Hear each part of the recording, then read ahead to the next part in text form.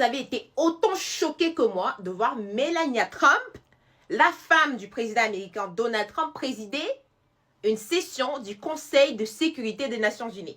Alors là, franchement, quand je me dis que j'ai déjà vu énormément dans ma vie, bah là, je pense que j'ai absolument rien vu encore. Hein. Bah, je sais pas vous.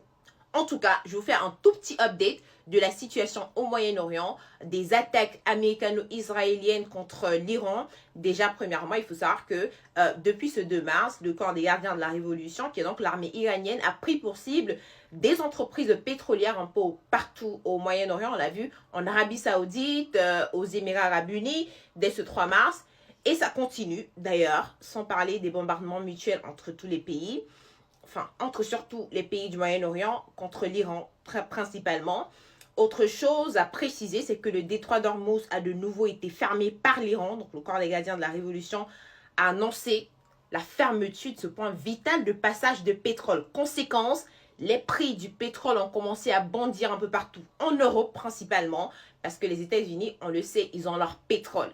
Alors la crise se fait ressentir en Europe.